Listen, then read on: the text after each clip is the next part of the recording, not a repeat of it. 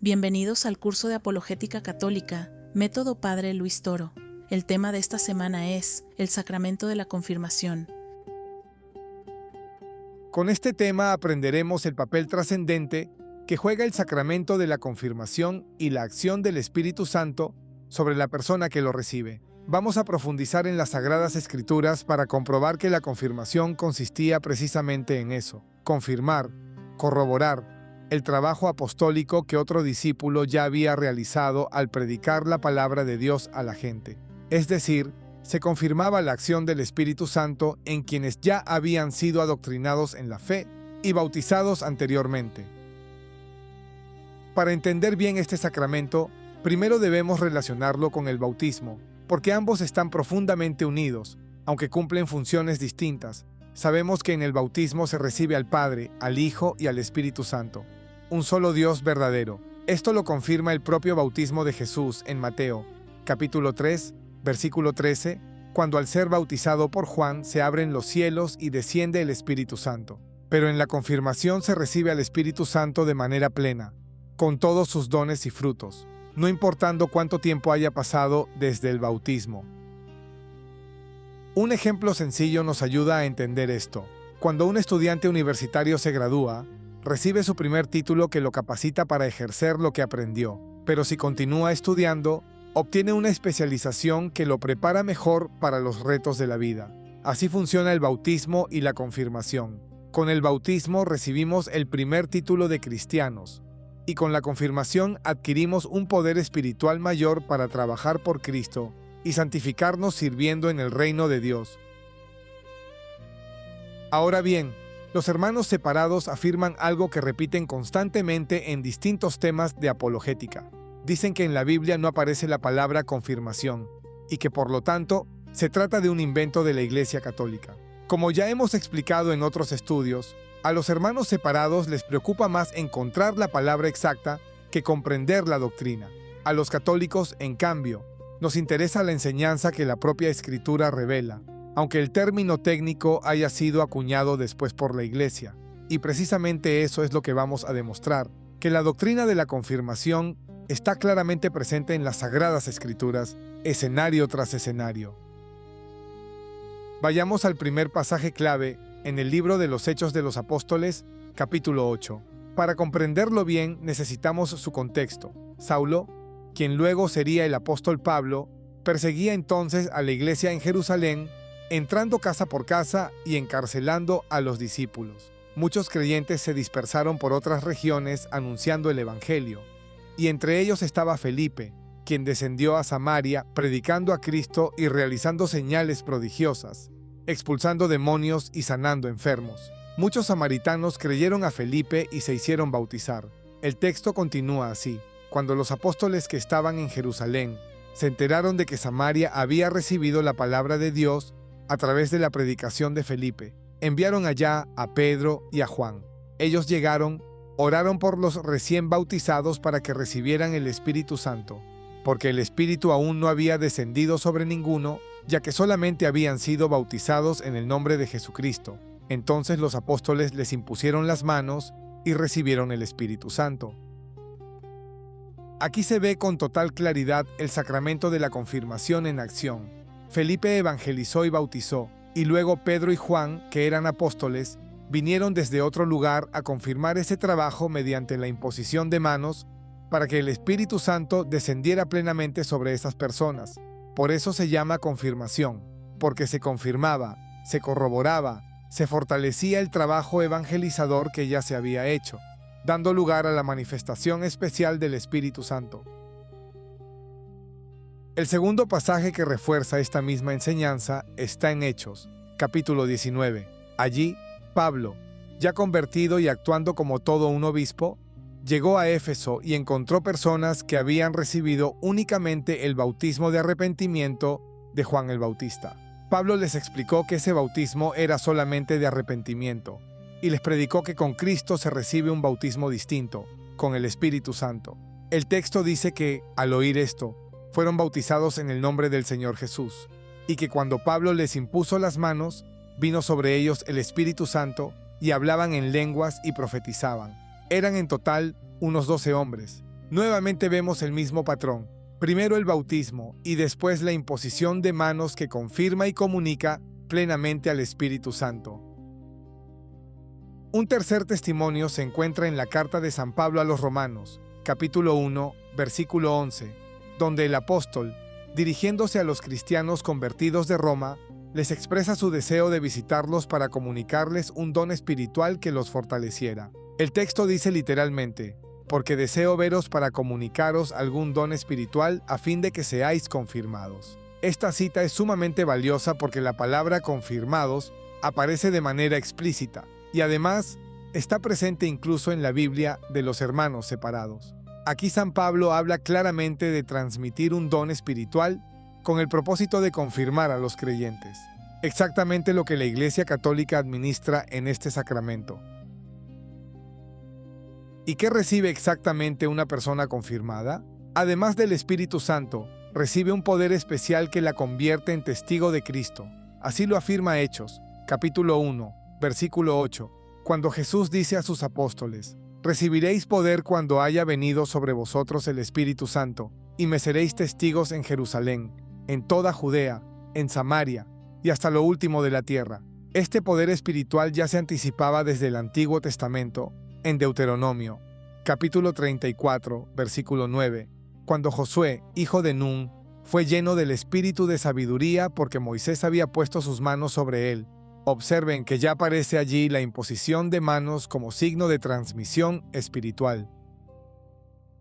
San Pablo, en 1 Corintios, capítulo 12, versículo 7, enseña que a cada uno se le da la manifestación del Espíritu Santo para provecho de todos.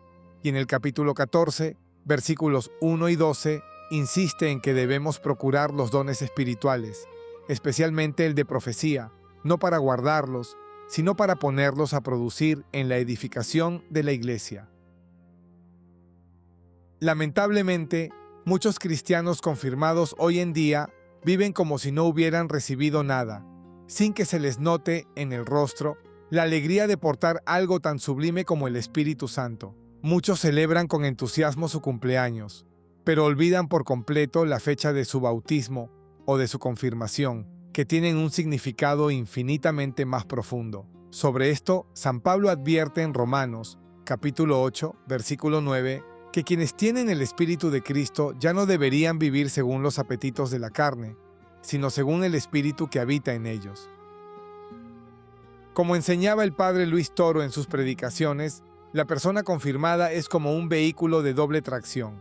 Con el bautismo recibimos una primera tracción y con la confirmación una segunda, que nos da mayor fuerza para avanzar por el camino cristiano.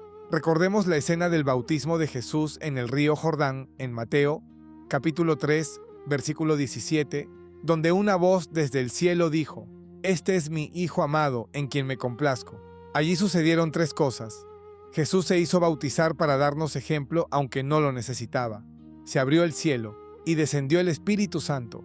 Esa escena revela la manifestación de la Santísima Trinidad y por eso, en el bautismo, todo cristiano recibe a Dios uno y trino, tal como lo confirma Mateo, capítulo 28, versículo 19. «Id y haced discípulos a todas las naciones, bautizándolos en el nombre del Padre y del Hijo y del Espíritu Santo». El propio apóstol Pedro es un testimonio vivo de esta doble tracción. Antes de recibir la fuerza del Espíritu Santo, Pedro se mostraba temeroso e incluso llegó a negar a Cristo. Pero después de Pentecostés, adquirió una fuerza descomunal. En Hechos, capítulo 2, versículo 14, se pone de pie con autoridad y se dirige a las multitudes judías sin ningún temor. Y en Hechos, capítulo 4, versículo 8, lleno del Espíritu Santo, se enfrenta con valentía a los gobernantes y ancianos de Israel. Ahora bien, San Pablo enseña algo fundamental en 1 Corintios, capítulo 6, versículo 19, que los cristianos somos templo del Espíritu Santo. El texto dice: ¿acaso ignoráis que vuestro cuerpo es templo del Espíritu Santo, el cual está en vosotros? De eso se trata precisamente la confirmación, del privilegio de albergar dentro de nosotros al Espíritu Santo de Dios, con sus dones, sus frutos y su poder. Por eso, Cuando nos lo llenamos de disgusto, rabia o decimos malas palabras y ofensas, la Escritura enseña que entristecemos al Espíritu Santo. Así lo dice Efesios, capítulo 4, versículos 30 al 32. No entristezcan al Espíritu Santo de Dios, pues es el sello con el que ustedes fueron marcados y por el que serán reconocidos en el día de la salvación. El pasaje continúa pidiendo que arranquemos de raíz los disgustos, los arrebatos, los enojos, los gritos y las ofensas, y que en su lugar seamos buenos y comprensivos, perdonándonos mutuamente como Dios nos perdonó en Cristo. Una persona llena de ira difícilmente puede pensar con claridad, y de alguna manera la luz de la sabiduría y del entendimiento se minimiza en su interior. Por eso debemos vigilar nuestra conducta e invocar cada día al Espíritu Santo.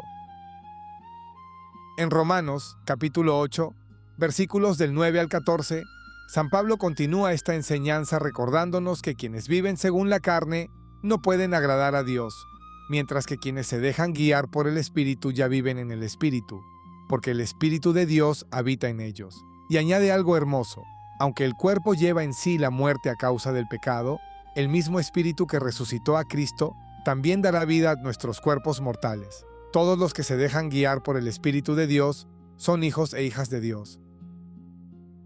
Y en el versículo 15 del mismo capítulo encontramos una de las promesas más consoladoras de toda esta enseñanza.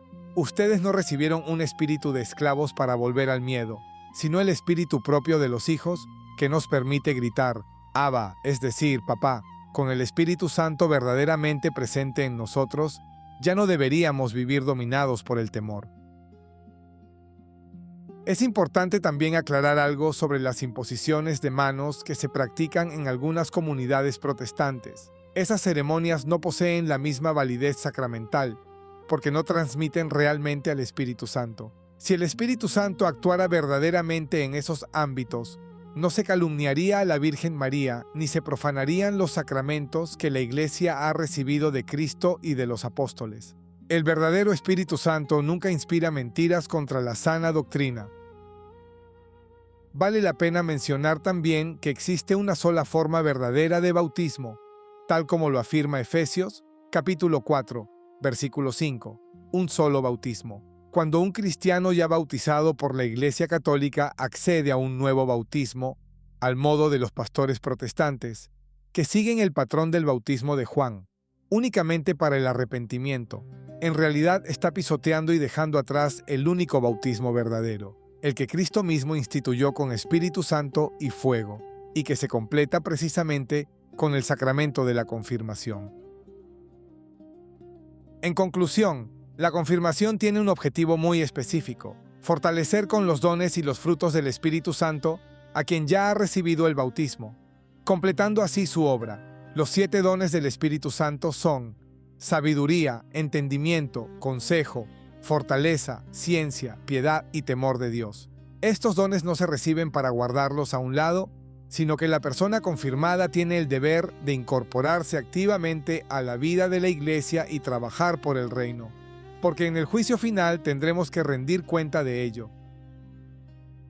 Además de los pasajes ya estudiados, la Escritura repite esta misma idea de fortalecimiento y confirmación en la fe en otros lugares que vale la pena mencionar, como Hechos, capítulo 16, versículo 5, donde se dice que las iglesias eran confirmadas en la fe y aumentaban en número cada día. Hechos capítulo 15, versículo 41 y capítulo 18, versículo 23, donde Pablo recorre las comunidades confirmando a los discípulos. Y también en Colosenses, capítulo 2, versículo 7, y en Primera de Tesalonicenses, capítulo 3, versículo 2, donde se habla de arraigar y fortalecer a los creyentes en la fe recibida. Todos estos textos confirman, valga la redundancia, que desde los primeros años de la Iglesia existió esta práctica constante de afianzar espiritualmente a quienes ya habían sido bautizados. Que este estudio nos anime a valorar de verdad los dones que hemos recibido, a vivir como verdaderos testigos de Cristo y a dejar que el Espíritu Santo, recibido en el bautismo y confirmado plenamente en este sacramento, se note en nuestras vidas todos los días.